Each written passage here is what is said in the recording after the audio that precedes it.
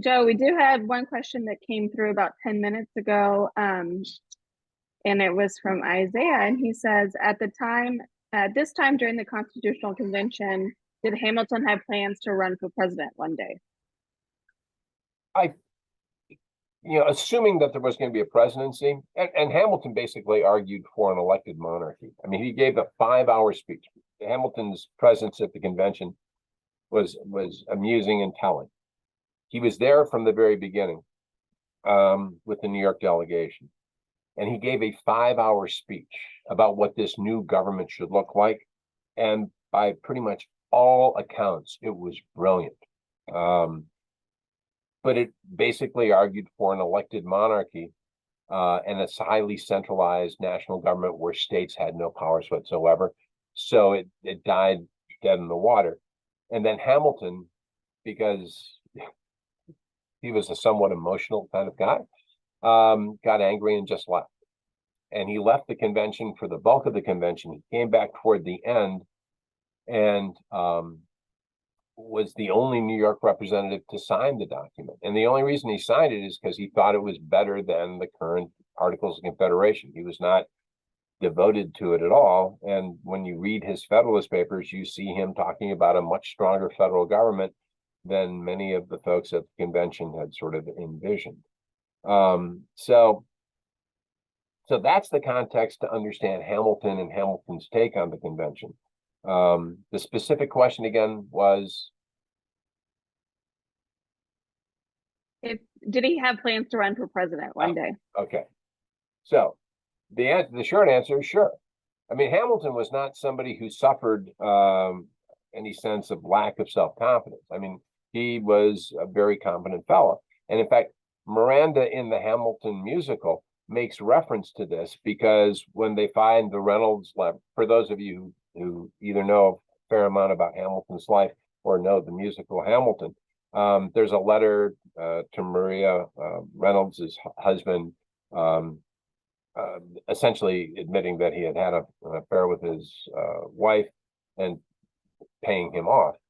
And Jefferson and Jeffersonians found this, and they confronted Hamilton with it. And Hamilton said, yeah, it's true, that's fine, but that has nothing to do with my fitness for public office, because that's private virtue, not public virtue. So Hamilton, in the musical, Jefferson and Madison sing that he'd never be elected president. And that's sort of a nod to the fact that Hamilton was positioning himself in a post-Washington world, and what would have been a post-Adams world, because Adams is obviously the second president, to run for president. By this time, he had alienated so many people, even in his own party, that it would be problematic. But no, he certainly had national ambitions. All right, we have another question from Natalie, and she asked, do you have any insight on why the 10th Amendment says, quote, to the states or the people? How did that play out relative to all the other compromises? Right. And again, the 10th Amendment is the compromise in the 10th Amendment was to those, essentially a sop to those who hadn't supported the Constitution. The whole Bill of Rights is a sop to those who hadn't supported the Constitution. Denver will talk about this, and Charlie will talk about it a little bit too. Once the Constitution is ratified, and realize, part of the political dimensions of the constitutional debate is that the Articles of Confederation required unanimous state support to change the Articles of Confederation.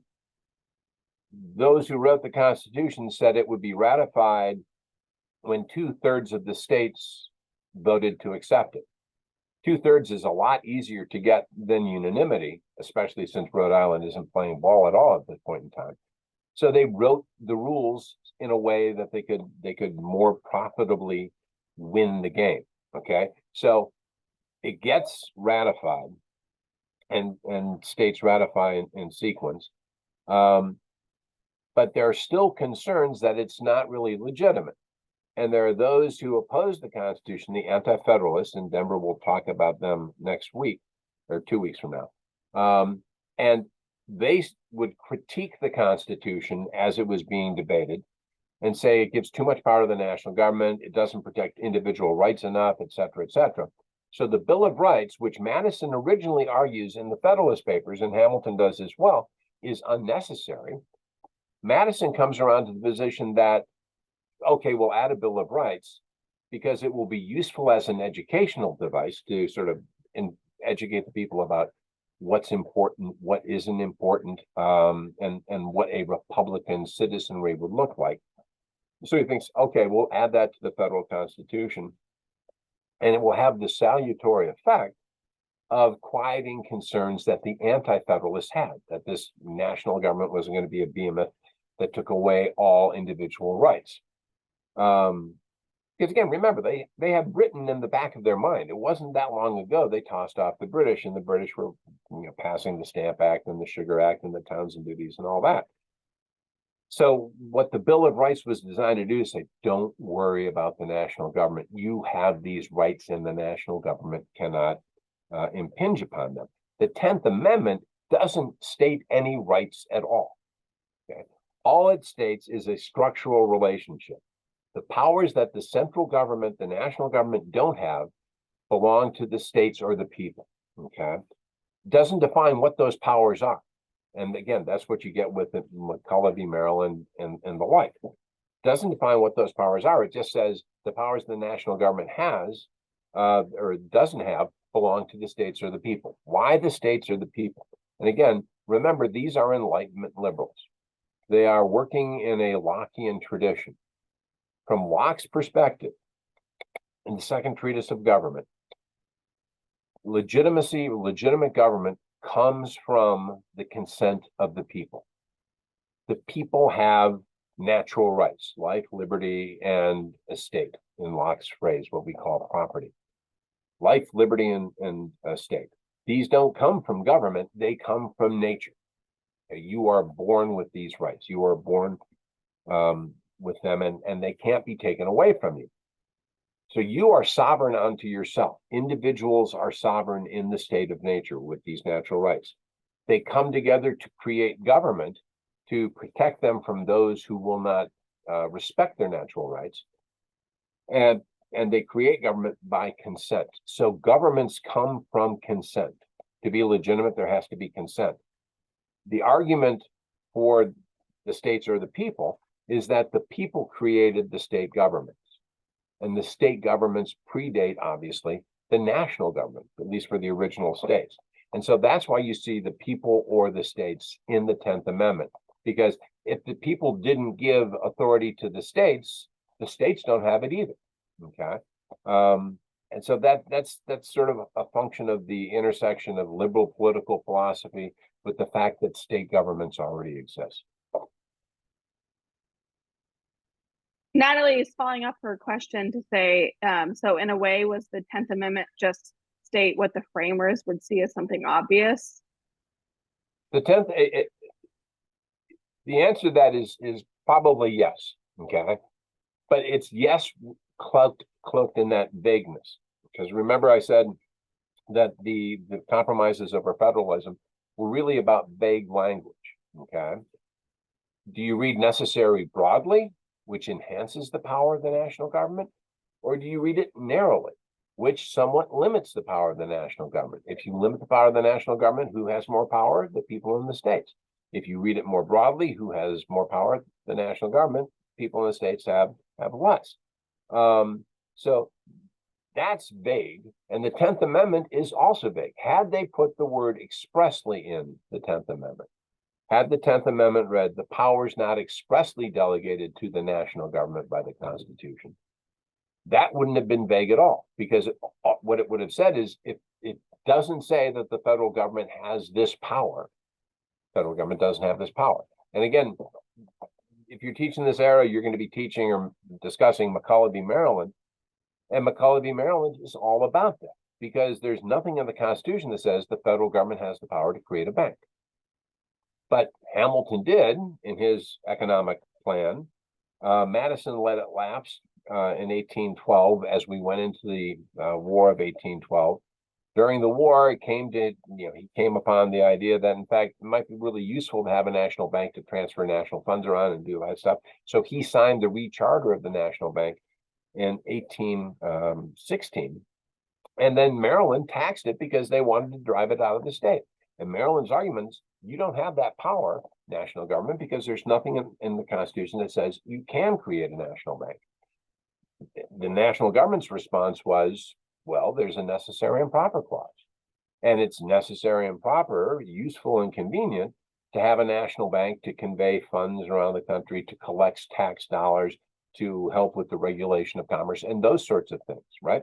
So you have layer upon layer of vagueness, and that vagueness has to be decided. The meaning of those vague terms has to be decided in real time as time goes on.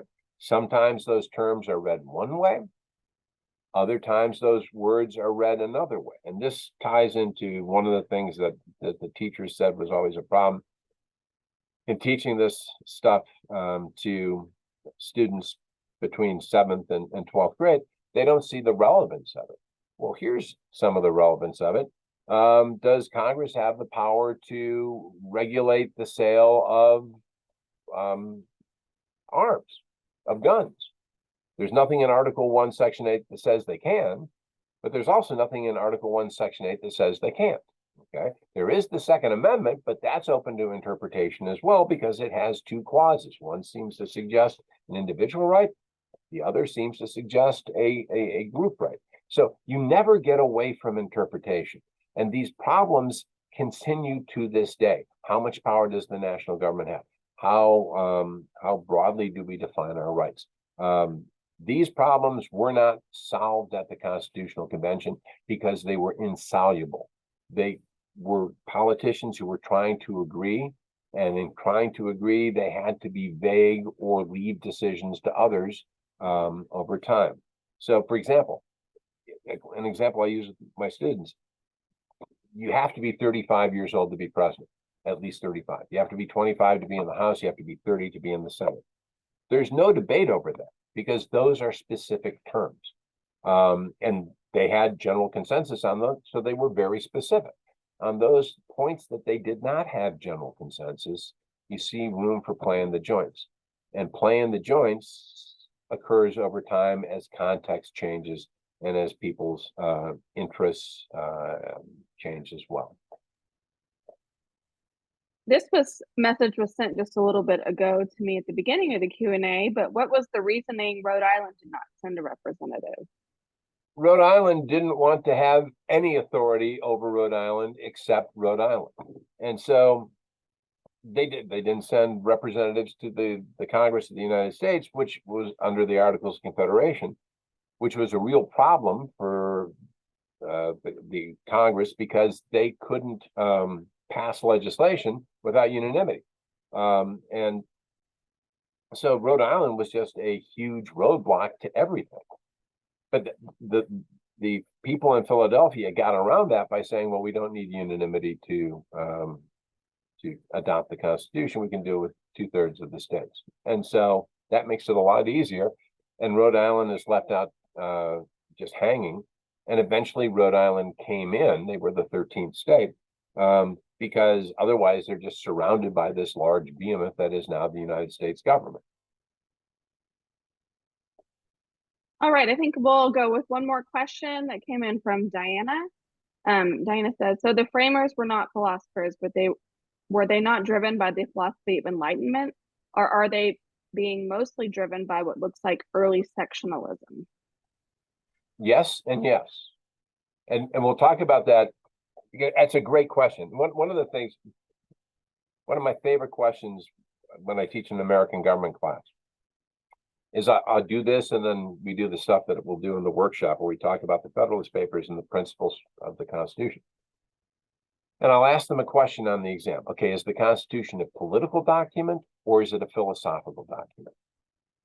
And oftentimes, especially if you're doing study groups, which are the bane of my existence because they develop bad answers and then everyone has the same bad answer. They'll say it's a philosophical document because it's vague, like philosophical means vague. Philosophical doesn't mean vague. They were creatures of the Enlightenment. And I go back to my, why does the 10th Amendment say the states are the people? Because the people are ultimately the source of political legitimacy, at least in a liberal world that is informed by John Locke's basic assumptions. Okay, that's a philosophical assumption that guides discussion. We'll see this when we look at the Federalist Papers as well. So yeah, they were creatures of the Enlightenment. They all consider themselves Lockean liberals. But that doesn't mean that everyone interprets Locke the same way. And they also had specific state interests that would influence the way they would see those liberal principles. I mean, everybody agreed that all men are created equal, of course, and that they have natural rights, but those who held slaves and were advocates of slavery just pushed that away for African Americans by saying they're not human in the same sense that whites are human. So there were these points of agreement, but as you get more specific, people can agree on the general. Does the federal government have the power, have implied powers? Yeah, sure it does, because there were real problems with the Articles of Confederation because there were none there. How broad are those implied powers? Then you get more specific, and when you get more specific, you get more disagreement. And that's the sort of balancing act that not only were they engaged in at the convention, but we've been engaged in ever since the convention. We are still defining ourselves in the Constitution, and at different points in time, we read it to mean very different things. I think it's time to probably move into our discussion of the documents. I'm going to drop in the chat the 4 documents that Joe has selected, and I'll let him take it from there. They're also posted in Google Classroom. Okay, I stopped screen sharing because there's really no reason to screen share anymore. And so now I see I see a few faces and I see tons of names. Thank you very much for being here. The flip side of this, and this goes to, I think it was Diana's question about philosophy, is what were the Federalist Papers? And your standards ask you to teach these things to students, and they're original documents, obviously. In part, the Federalist Papers were part of the political push for the Constitution. And again, you knew the Hamilton musical, he wrote 55 of them. He and Madison wrote first chunk of them together in New York. Madison went back to Montpelier, and then Hamilton just kept cranking these things out, and Madison would add significant ones along the way as well. And they had a basically common vision, right? They'd worked that out. Why were they produced? They were produced to create an argument to ratify the Constitutional Convention. So they become talking points, right? We have talking points today for politicians. You hear them say the same thing over and over again. Here's a question. I will say the same thing over and over again. So the Federalist Papers become talking points for those who want to ratify the Constitution. So for example, Federalist number 78, which I tossed out there, and we'll talk about whatever the hell you want to talk about, because you're teaching your students, and I want to help you do that as efficiently as possible. But Federalist 78 is a response to a criticism made by anti-federalists. Anti-federalists, those who oppose the Constitution, said judges are selected for life. That's aristocratical. That's not Republican. Vote no on the Constitution. And judges are selected for life. But Hamilton's response to that is, yes, of course they're selected for life, but that's absolutely crucial to have limited government, because if judges weren't elected for life, then they wouldn't be able to apply the law if government oversteps its boundaries, right? And say government passes a law that establishes a national religion, which the First Amendment prohibits. If the court could not strike that down as unconstitutional, you wouldn't have limited government. The First Amendment would mean nothing. So Hamilton is responding to criticisms of the new government, and he's responding to them for him, and so is Madison. He's responding to him for him, but he's also giving those who are going to argue for the Constitution fodder for discussions in the Constitutional Convention. Now, I guess what I will do is I take you to Federalist number 9, and I did some highlighting here and some underlining in my sort of childish penmanship. One of the things that the standards ask you to do is teach the basic structural principles of the Constitution. Okay. And they are found throughout the Federalist Papers. 51 talks about ambition counteracting ambition. You can do stuff with that in class. But if you want a really, really tight description of the structural principles of the Constitution, you find it in Federalist number 9. Okay. And I don't know if you have, I guess you dumped them in the chat. If you open up Federalist number 9, you will see the third paragraph is bracketed with red ink. And then there's yellow highlighting along the way. One of the problems that anyone who's teaching this stuff to whatever grade level always has is that oh, there we go. Thank you, Liz. You're very good. You went to PowerPoint school, I think, or Zoom school, one of those schools. One of the problems is the language is so archaic, right? And it is. I mean, it's 18th century intellectual language, okay? So it's hard to fight through.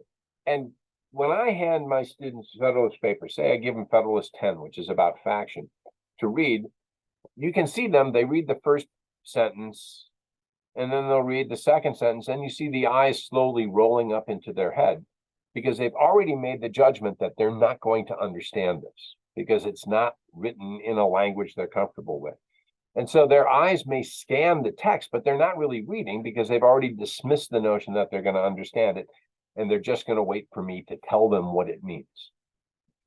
That's oftentimes been my experience. And I'm sure you've had similar experience. So how do you break this stuff up into bits? How do you chunk it? Okay. And what I've given you are Federalist 10, 51, and 78, which are sort of the classic Federalist papers with chunks delineated so that you can try to chunk this with your students. But for purposes of discussion here, let's look at that third paragraph in Federalist number 9. Why is this going to work? And this is Hamilton. And he says, past efforts at popular government have all failed. And he talks about Greek city-states, Roman republic, et cetera, et cetera. But the claim is this is going to work now. And the question is, why? Okay. And Hamilton's argument is basically, and this goes back to Diana's point, because we know more. We know more now, and we can apply the lessons of history and philosophy to constructing a government. So go to this this passage and the yellow portions of it. The science of politics, however, like most other sciences, has received great improvement. So that's Hamilton saying, look, we know a lot more about the world in which we live because science has improved, right? But the science of politics, the study of politics, the study of governments has also improved. He goes on to say, the efficacy of various principles is now well understood, which were either not known at all or imperfectly known to the ancients. Okay, we know more, and we know more about principles that they had, but they didn't fully understand. So what are those principles of government? The regular distribution of power into distinct departments. What's that?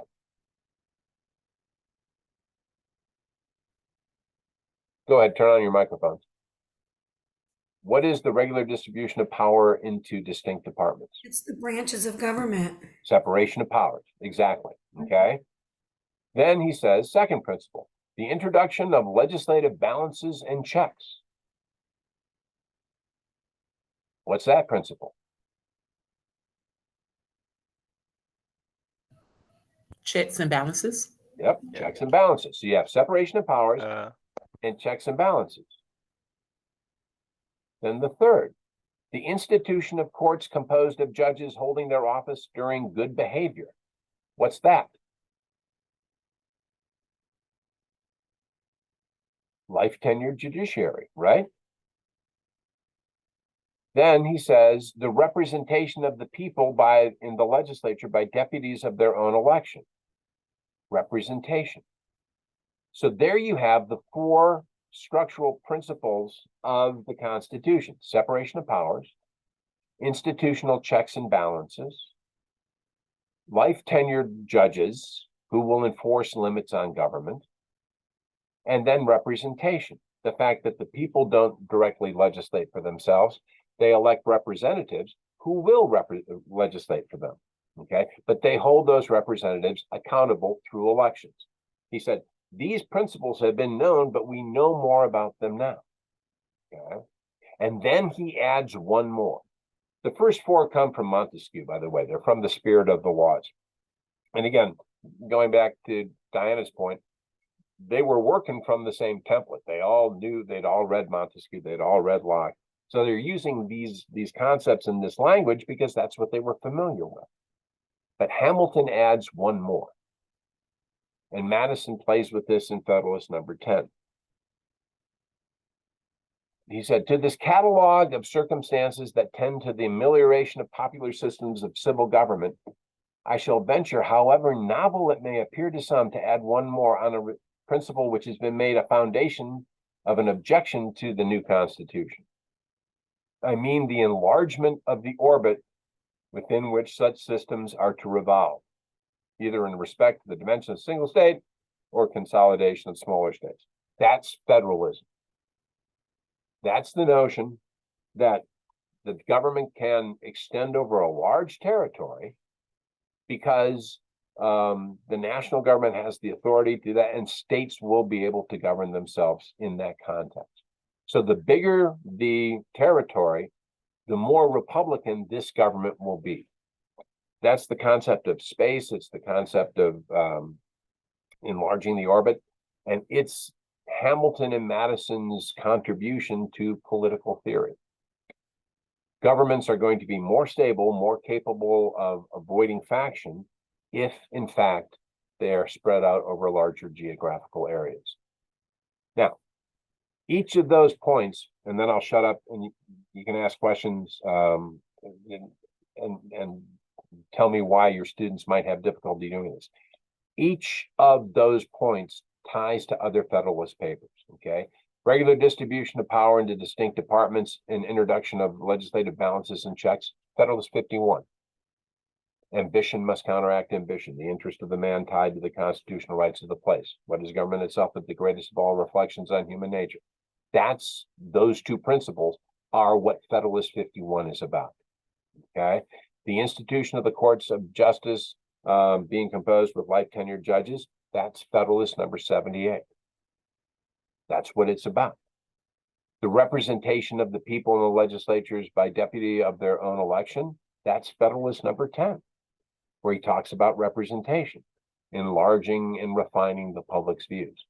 Federalist 10 is also about bringing in more interest, enlarging the orbit, bringing more interest so there'd be less likely to be a single majoritarian interest, which means that those interests would have to compromise with one another, and you would not develop a tyrannical interest and factious government. So this one paragraph has all of the rest of the Federalist Papers in it in summary form.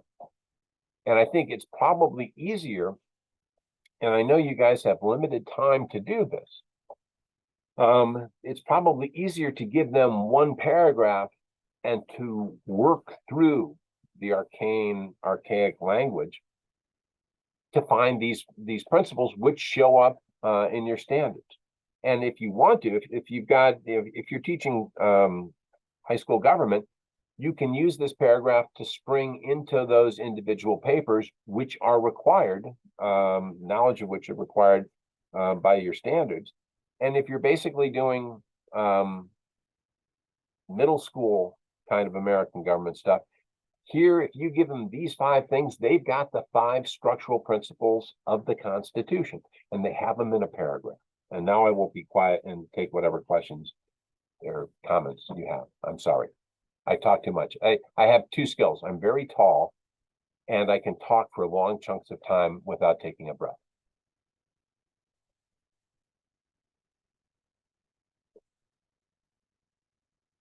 There's a comment in the chat from Kimberly who says that Texas has us teaching 10, 39, 51, and 70, but she's added 78 this year. She uses excerpts to convey the principles of the Constitution and tell her students to first look at the words the author says most often. Yep. And the great thing about that is all this stuff is online. So you can use Control F and just, find words, right? And you can go back to words. I do that with human nature because they talk a lot about human nature. Sometimes they talk about it as being selfish and oppressive. That's the danger of faction, which he talks about in Federalist number 10. If men were angels, no government would be necessary. If angels were to govern men, neither internal nor external controls would be necessary. The real problem is that you have to frame a government of men over men, right? So you can search human nature. You can search faction. The reason you've got 39 is because that talks about the distribution of power between the national government and states. Is it a federal government or is it a national government? The reason you've got 70 is that's Hamilton's musings on the executive and the need to have a unified executive. But again, you can go back to this one paragraph and all of those things sort of you can draw strings or draw a thread between this paragraph and those other papers.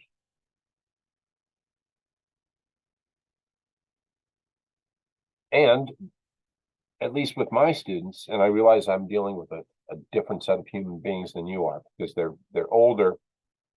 If anything, they're probably more smug. I think they already know stuff, but it's hard to get them past the arcane language, and breaking these things down into chunks enables them to sort of get into it. And I've highlighted parts of 9, parts of 10, parts of 51, and parts of 78, which are not only juicy in terms of conveying the larger argument of the paper, but accessible if you've got a little bit of time to break down those paragraphs, because the eyes won't roll back as dramatically or as quickly if they have a smaller amount of text as opposed to a larger amount of text.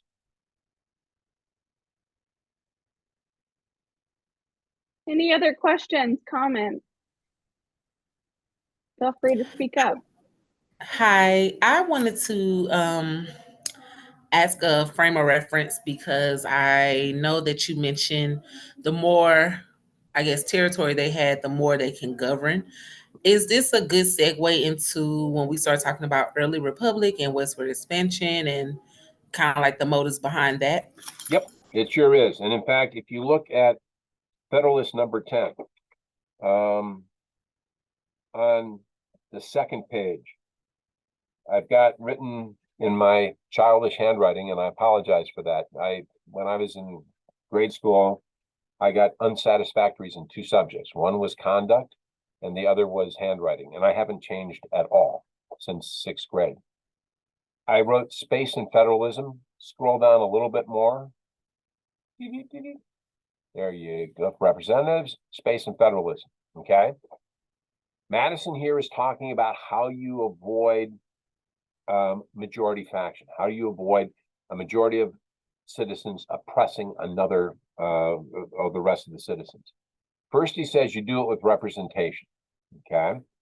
And that's the representation written in red in the margin. Second, you do it with space. All right. Extend the sphere and you take in a greater variety of parties and interests. You make it less probable that a majority of the whole will have a common motive to invade the rights of other certain citizens, or if such a motive exists, it would be more difficult for all to feel it, to discover their own strength and to act in unison with one another. Now, that when you talk about relevancy, that actually is really relevant. So to go to your question, the bigger the government or the bigger the territory that the government is operating in, you will have more interest. You bring in more agricultural interest, different kinds of agricultural interest. You'll bring in labor interest. You'll bring in industrial interest. You'll bring, all these interests, but you'll have so many interests, no one interest will dominate. That's the logic of extending the sphere. And then he goes on to say, and this is something I do with my students now, in a world that's a lot different than the 18th century world in which Madison and Hamilton were writing. He says, if such a common motive exists, if a majority faction to deny the rights of others is out there, if such a common motive exists, it will be more difficult for all who feel it to discover their own strength and act in unison with each other. Now, that may have been true in the 18th century, right? That may be true in the 18th century, because if you're, in Kentucky, you're not necessarily going to know what's going on in Connecticut. Is it true in the 21st century, when you can pull out a phone and be connected to people all over the country? And if that's the case, you pull out the phone, you're connected to a whole bunch of people. Would it be possible for an oppressive interest, a tyrannical interest, a factious interest, to sweep the country? So again, these guys were creatures of the 18th century, and what they thought and what they wrote about and the assumptions they made may have been valid then, but they may no longer be valid now because the world has changed. And that's a nice way of getting students to engage in this, because they all know the internet, and they all know TikTok and Instagram and Twitter, X, whatever the hell it's called now. So they all know that people can communicate in ways that they previously didn't. Does that change them? Does that make this point less valid? And that's a discussion point. And again, once you get people talking about something because they can actually import some of their perspective into it, it becomes relevant. And when it becomes relevant, learning occurs. Thank you. I like the point that you brought in about the technology, because Yeah, and realize the Federalist Papers didn't pop up on the web. They weren't even on CNN at the time, or Fox, right? They were printed in newspapers and they were distributed across the country at different times. Communication was a lot different then, but things were a lot different then. And then the question is, okay, are those differences relevant to this day, not only in terms of how we understand the argument and the logic of the Federalist Papers, but how we understand the Constitution? Let's end there.